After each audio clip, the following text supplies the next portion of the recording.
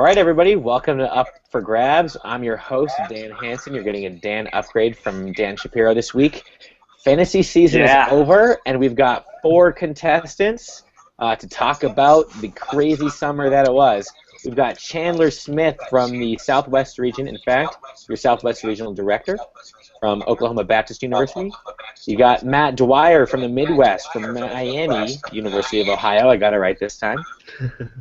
We've got Vanessa Goh from UCLA, who currently plays for Darkside Elite, along with another Darkside Elite recruit, Mitch Cavender, who played for USC and UCLA.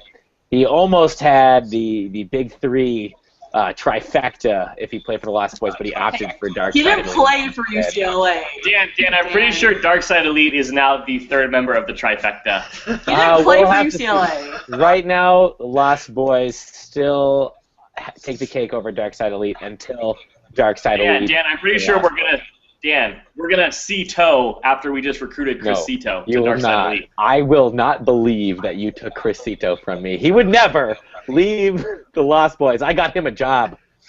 All right, Chandler's gone, everybody. That happens periodically. Chandler will be back. He always is. All right. We're going to jump right into the questions here. Our first 4 questions before our first elimination round are all going to be about fantasy tournaments. So the first question is basically just what were the highlights of the summers?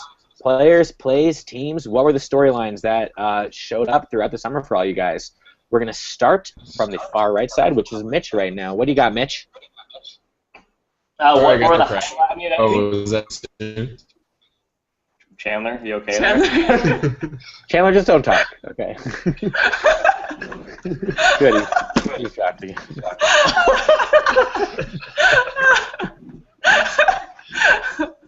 All right. Chandler's like that little brother that wants to be part of the combo.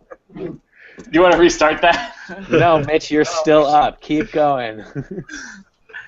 I think coming from the perspective of someone who played in fantasy tournaments in 2 different regions, I think one of the biggest takeaways was the discrepancy in skills and strategies that are still really apparent. Like when you go to the Southwest, their game is still 100% reliant on physicality, especially with their chasers and their beaters too. When you play in the West, it's so much more of a strategic passing and beater-heavy game. I think West Coast beaters proved themselves in Fireworks and at Southwest to still be superior, whereas Southwest players, specifically from the state of Texas, their chasers proved themselves to be superior. So going into the next season, you're still going to see a battle of regions in terms of beaters versus chasers.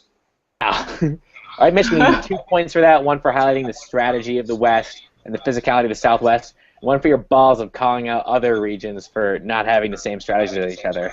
All right, Mitch has 2 points. Vanessa, you're up. All right, I didn't prepare for this at all, so I'm just going to go off what I remember from these fantasy tournaments. But, I mean, honestly, as a player, the highlights were playing with players outside of my region, so, for example, from the Southwest, especially during the fantasy tournament when I played with Purple Team, who the only person I've played with before was Tiffany.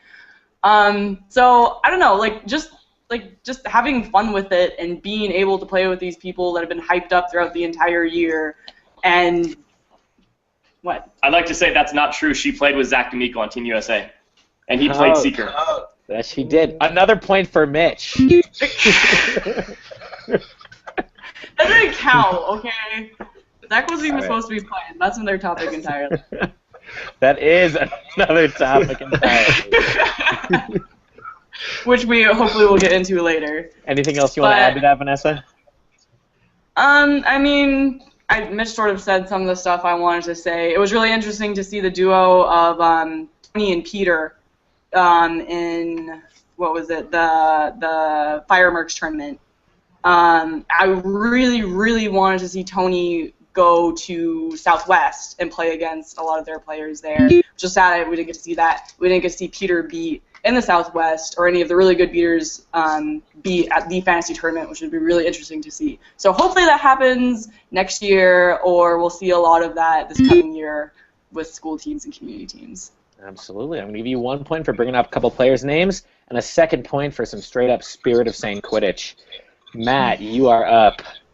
I think a lot of the interesting things this summer was that there were a lot of underdogs and unexpected winners in all of the fantasy tournaments. So our general strategy of analyzing teams based on their players and past experience, it kind of goes out the window because obviously new teams, most of these people have played together before. So for instance, I think Southwest Red Team, I think I read went 1-3 on the first day. No one was expecting them to be really good, and then they ended up winning the whole thing. Same for several other tournaments. There were unexpected winners. Midwest had Colby Soden's Orange Team. Yeah, so it was, it was interesting that a lot of teams had different strategies than people expected, and it was kind of, surprising. It's nice. All right. That's worth a good point for you there. And we have oh, Chandler. Chandler is back just in time. Chandler, can you stay on the line long enough to deliver an answer here? I'm going to take that as a solid no.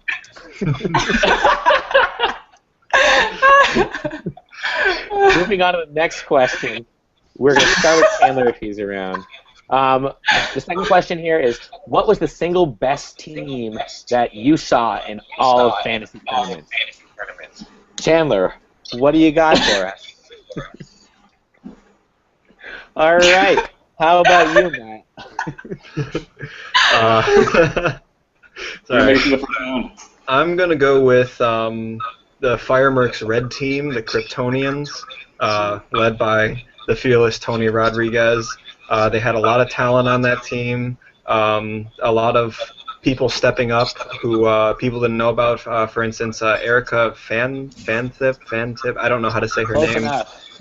Yes, from Las Vegas Quid Pro Quo. There was a whole lot of positive buzz around here, apparently being able to take down Nebraska Huggins, which I guess is a big dude, so good for her. But I think that they had a well-balanced team and ended up winning the whole thing, and so I'd say out of all the fantasy teams, they would probably be the best team. All right. How do you think they'd compare to the fantasy tournament you went to was Midwest, where Colby's Orange Team won it all? Is that right? That is correct, yeah. How do you think Colby's team would have compared to Tony's team? I think it would be a close matchup. Colby's team had a lot of chaser dynamics, and I don't know, they could read each other well. They had very fluid chaser dynamics, good passing. They were an offensive threat, and I don't know if Tony's defense could completely handle that. At the same time, things get a little bit dicey with the Orange team when they was playing it close, and if Tony's team could keep it close, then I'd say you have a real game on your hands. All right, excellent. Getting a point for picking a team out of your region, and another point for another solid answer. All right, Vanessa, you're up next. Okay, so I'm going to have to agree with choosing Tony's team, the Kryptonians, but I think I have different reasons. So if I was to pair Tony's team against any of the teams in the Southwest Fantasy, I think he definitely could have taken all of them or handled them all pretty well. The main reason is just seeing what happened after Cito could beat for their team and how well they did after that, just by having one good beater on the team, how much of difference that made. If you're playing with Peter Lee, who is a much better beater than Cito, and Tony on the same team, then I think that they would have driven through everyone of Southwest Fantasy. Just to clarify, you're talking about Cito beating for the Burgundy team in Southwest Fantasy, correct? Yes, when Cito was originally Chaser, and then when he was allowed to be their team, just did phenomenally. So if it really was up to having good beaters, which really made the games and made the team good, having Tony's beaters, like Peter, play at Southwest would have been really beneficial. So yes, I would also say Tony's team. All right, interesting. All right, point for your answer. Mitch? My turn.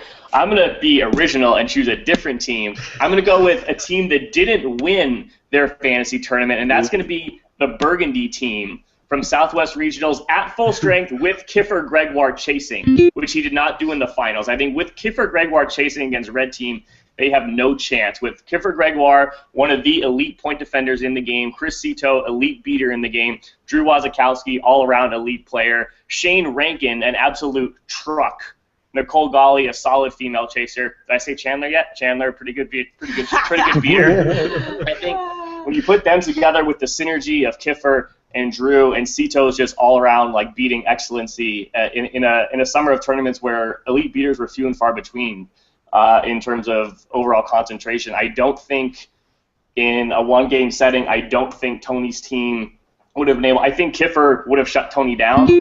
As someone who's played against Tony a lot, I don't think Tony would have been able to handle Kiefer's point defending.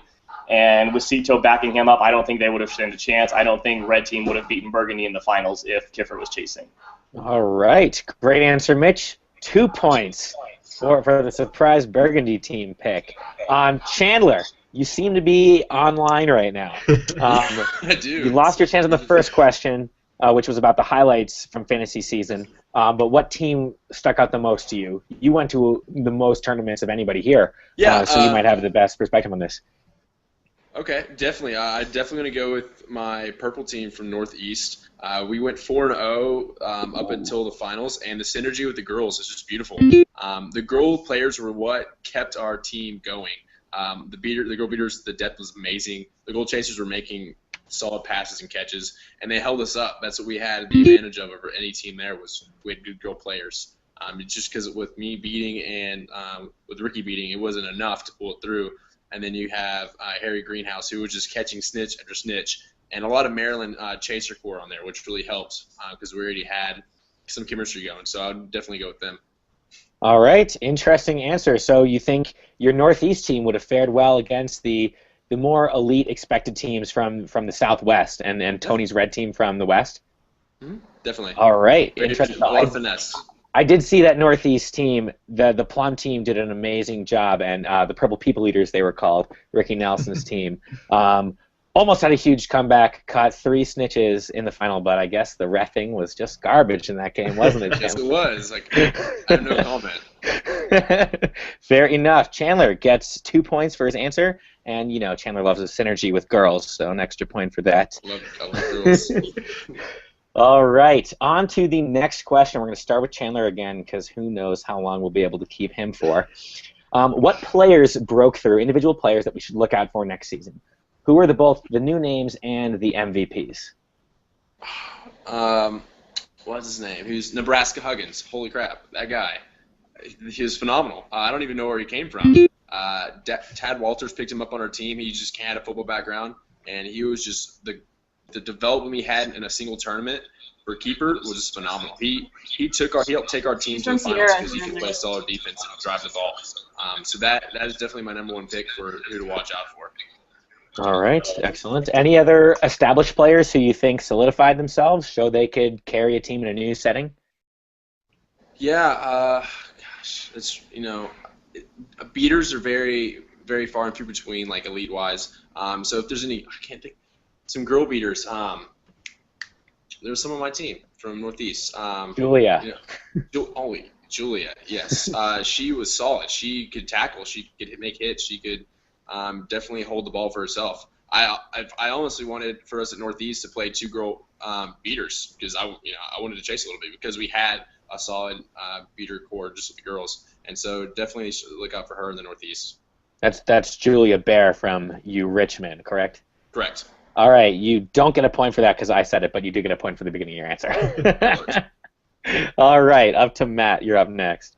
Okay, if we're going to talk new players first, I'm going to have to go with Josh Ebsmeyer from Mizzou, who I got to play with on the Maroon team at Midwest Fantasy.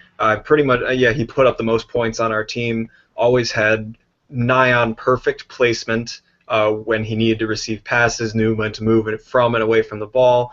Just overall great player, and I think what hasn't made him stand out yet is he doesn't have as much support at Mizzou. They have a very small roster. They don't have a ton of talent there, but I think as soon as Mizzou hits that breakthrough year, he's just going to explode because he's an all-around fantastic player. In terms of solidification, definitely Dan Dougherty, great guy. He proved himself in multiple fantasy tournaments, not only as an individual player but also as a matchup in both Midwest Fantasy and Northeast Fantasy. He played with his girlfriend and teammate Meredith Taylor, and for wondrous results all around. They work very well with each other. Meredith great behind the hoops, Dan being able to distribute as well as drive. And so, if anything, that just solidifies Bowling Green's offensive prowess. All right, I'm going to throw in a point for you there. Josh Ebsmeyer, a name I've never heard before, so cool. Good to get another name on the map there. All right, Vanessa. Okay, this is going to be sort of embarrassing because I know the people that I want to say, but I don't know their names. So, do you remember Baby Tony's name from Alberto Amaya. Alberto Amaya. So, he's a sophomore? He's a rising sophomore. Oh, a sophomore in high school, mind you, not college. And basically, this guy, he's super tiny, but you can't tackle him at all. Like, he broke maybe, 3 or 4 tackles. I tackled him several times at Lost Boys practice. Whatever. He's really, really good. And he's a little, that's why he's called Baby Tony. He's a little high school kid who will be absolutely amazing once he gets to college level. So look out for him. Also, there was someone on Gray Team. I don't know if he's actually new. Gray Team on Southwest Fantasy. The bigger guy. Eric dark Reyes? Hair. Yeah, was that who? Eric Reyes? Is he new? Or he plays for Texas State. Okay, well, he was really good on Gray Team. He basically trucked it and scored a lot of their points and did not seem to get tired at all. So definitely him. He was 3rd place at MVPV. Oh, was that him? Yeah. No, I thought that was... That was Eric Reyes. Oh, no, I'm thinking of the Most Beautiful Award or whatever they had at Southwest. Not the MVP. Anyways, yeah, so definitely those two stood out for me the most. All right, Vanessa, you get 1 point for picking out players, but I had to give Mitch another point for actually naming the names. So, Mitch, you're already in the lead. You got a 2-point lead, 6-4 over Vanessa and Matt. You care to add to that lead? My unknown player is going to be the beater for my blue team at the Fantasy Tournament, which is Chris Scholes. He's also a high schooler. He's a high school senior. I think he played once or twice before. He's been playing with Houston Summer Quidditch. He's a beater. I think he's going to play for Roadrunner next year.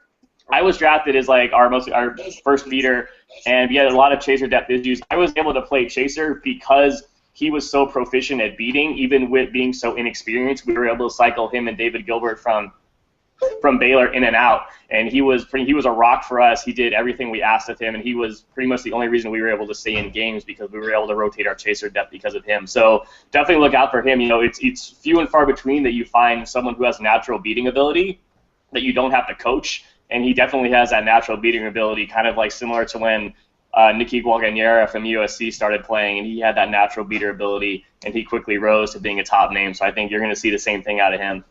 Cool. I had no idea how to pronounce And then, then solidified players. I mean, I'd say the rising stars from UT, namely Arian Godosi and Kenny Chilton. They were, doing pretty much literally everything for the red team and carried them both as chasers, seekers, and beaters.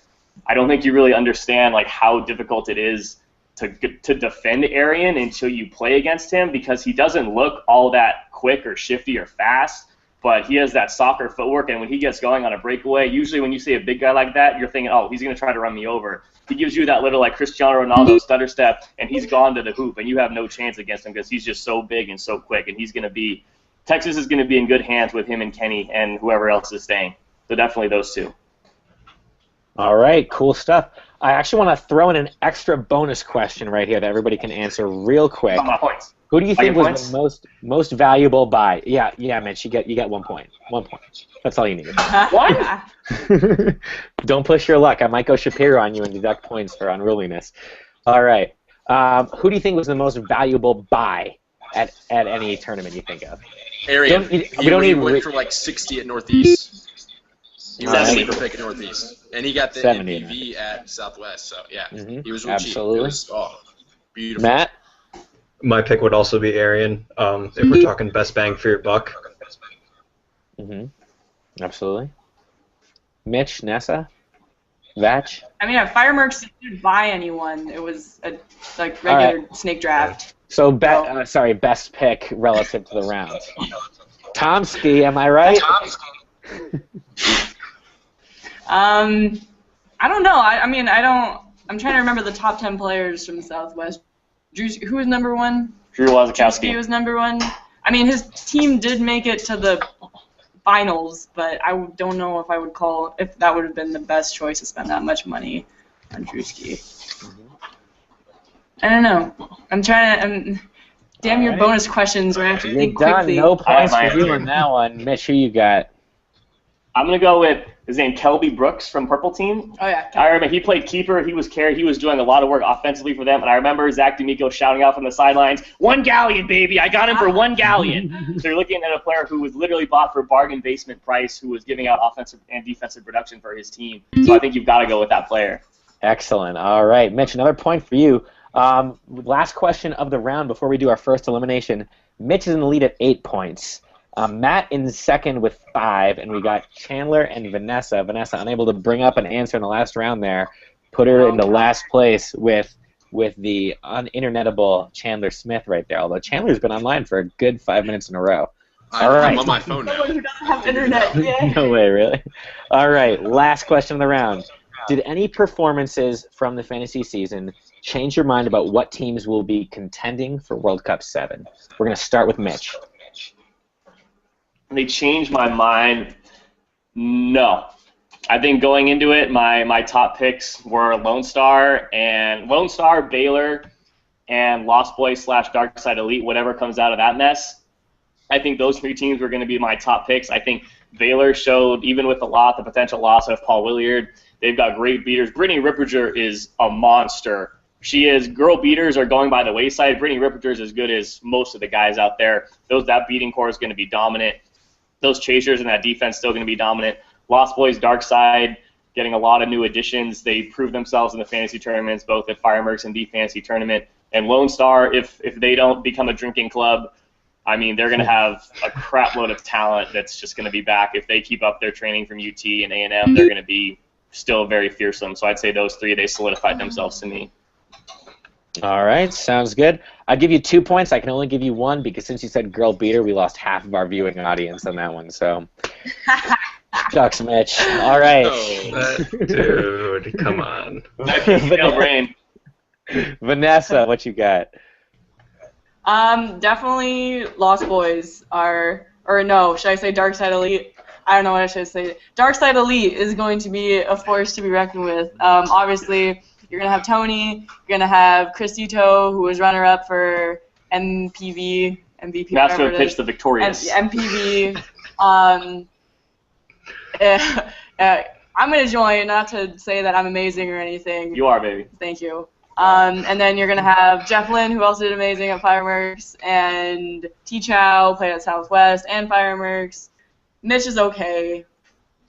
I mean, everyone who's going to join Dark Side Elite has done phenomenally at all of these fantasy tournaments. But do you think Dark Side has the depth to make a deep World Cup run, especially if it's in the South region again? No, we don't need the depth. Our players can play out. Tony can play all game. I've been playing all games in these fantasy tournaments. Mitch needs a lot of subs, so yeah, maybe. But if we get other good beaters, I think it'll be fine. Especially if potentially Peter Lee is joining Dark Side and he can play whole games too. No, not Peter too. Yep. How do you guys decide these things? First thing that happens after the show is I'm calling Cristito and why? He's probably across the way. Oh yeah, and Cristito can beat whole games. Like we have people who are super in shape and play whole games. We don't need depth. Fine. All right, point for you, Vanessa. What you got, Chandler?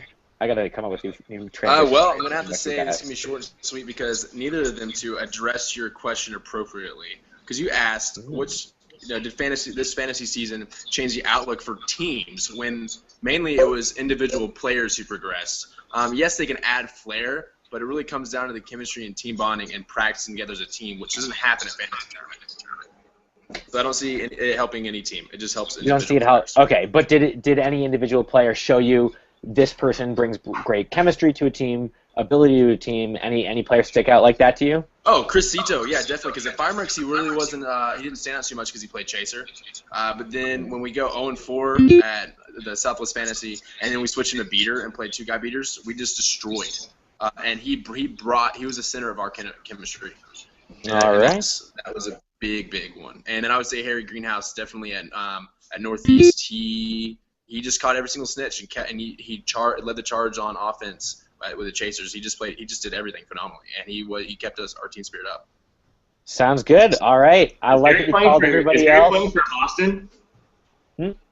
Do we know who Harry Greenhouse is playing for next year? He's like a junior at Maryland. Oh, is he? Okay. Yeah, he's got I super young. I saw people recruiting him on Facebook, so I wasn't sure. No, I'm pretty sure he's all set. he's the captain of Maryland next year. I'm pretty sure he's spoken for. Oh, Mitch, I'm going to take off a point for your lack of knowledge there. Oh. I've seen coaches and leaders of teams switch teams mid-season before, Dan. That's that you have. I wonder who you're referring to. Can you see yourself do something? Yes. Chandler, 2 points. I really like that you called everybody else out and gave a good answer about Crisito. All right, Matt, you are 1 point down. Can you get 1 or 2 this round? Go. I'll see. If anything, the fantasy tournament, specifically Midwest, is what I attended. Did anything for me? It's to solidify Kansas's place next season.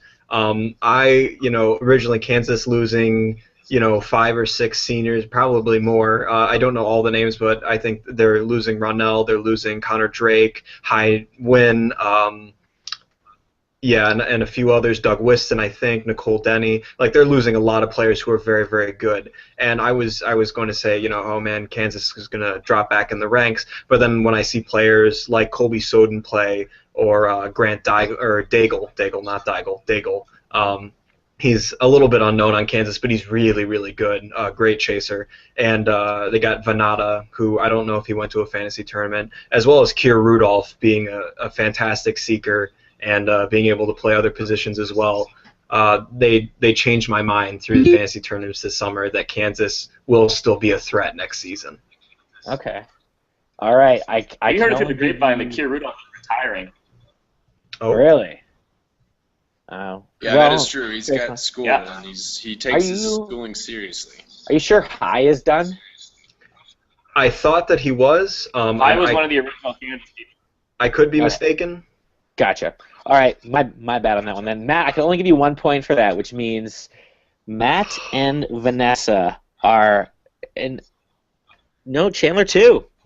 3-way tie for 6 points. So I got to throw in another bonus question here. Oh gosh. Man, you got Mitch. You're in the clear. You're on to the next round. You can even help Vanessa if you want to. No. No, don't. Why can't I answer? No. You've got a game. You've got a game between the Dark Side Elite and the Lost Boys. Who wins? Lost Boys. Dark Side Elite. Lost Boys. Okay, They've been there. They've done that. They made it to the Elite 8. Okay, but do you know who they're losing?